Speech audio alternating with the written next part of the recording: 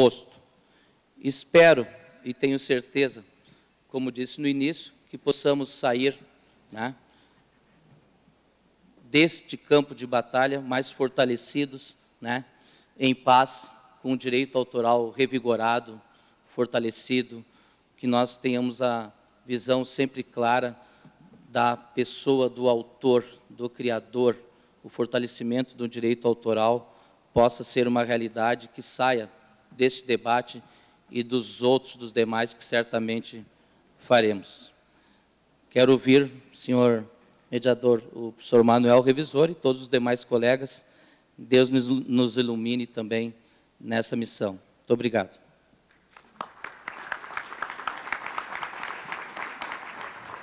Obrigado, professor Luiz Gonzaga. Menos polêmica do que a gente imaginava, né? Então, isso já é um bom início. E passando logo a palavra, então, ao professor Manuel, para continuarmos nessa discussão.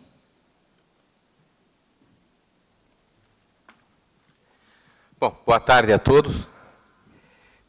Na minha qualidade de revisor, eu vou, obviamente, concentrar meus comentários nos pontos onde eu tenho alguma divergência, e os senhores podem deduzir que, com relação àqueles que eu não estou me referindo, é porque eu estou concordando da mesma forma que o professor Gonzaga Adolfo concordou. Eu acho que começaria aqui pelo título desse capítulo.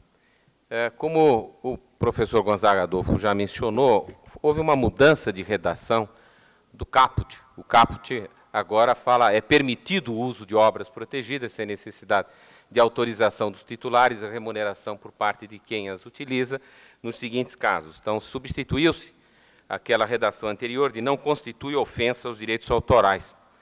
Então, já a questão é uma sugestão de redação como uma provocação, eu também então retribuo a provocação, indagando se não seria melhor a gente denominar esse capítulo das utilizações livres, porque, na verdade, é disso mesmo que ele trata, uma vez que as limitações não são exauridas nesse capítulo, outras limitações existem de natureza extrínseca que se aplicam ao direito autoral, e, inclusive, aspectos que já foram mencionados no começo, como abuso de direito. Então, eu colocaria a questão se já que o caput vai ser alterado, se não era mais até didático nós dizermos que aqui nós estamos falando efetivamente das utilizações livres.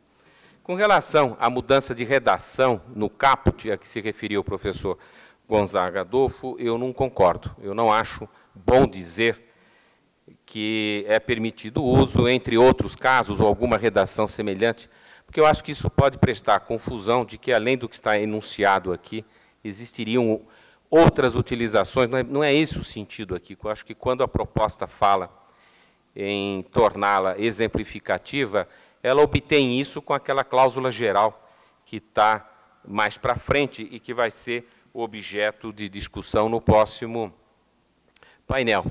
Então, na verdade, quando o caput fala nos seguintes casos, ele inclui aquele caso, que é um inciso, que vai falar dos usos de outros casos que não aqueles mencionados ali em cima. Então, me parece que está coerente a redação.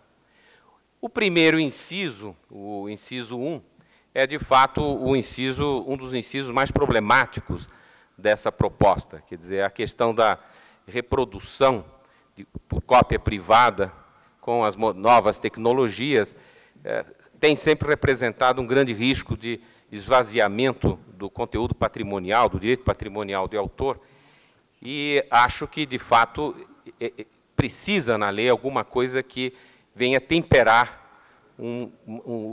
esse desafio ou esse risco.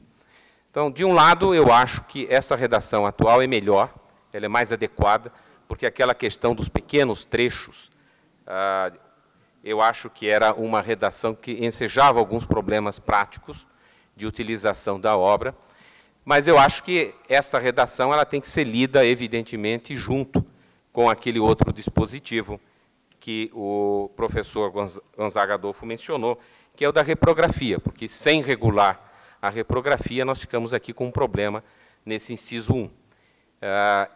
Eu não vou entrar nesse capítulo, porque esse capítulo é um capítulo novo dentro do título das utilizações de obras intelectuais, e ele está no painel 10, amanhã, depois do almoço. Então, todo o conteúdo da regulação da reprografia vai estar sendo tratado num painel exclusivamente sobre isso. Bom, com relação... O próximo slide, por favor. Então, com relação ao inciso 2, eu estou de acordo com a observação já feita.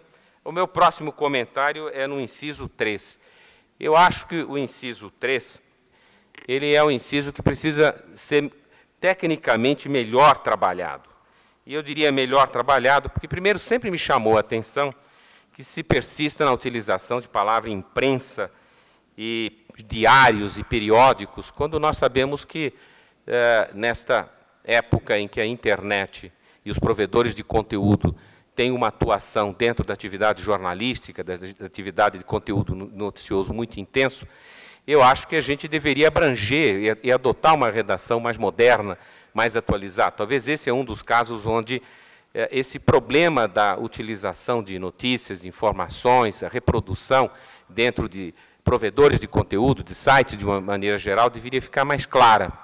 Então, eu acho que a redação ficaria muito melhor se a gente dissesse a utilização em veículos jornalísticos, quer dizer, intencionalmente aqui cobrindo a internet, de notícia ou de artigo informativo, e eu colocaria aqui sem caráter literário, porque essa expressão artigo informativo, ela enseja uma interpretação perigosa. O judiciário já teve em mais de uma oportunidade que definir qual é o conceito de artigo informativo.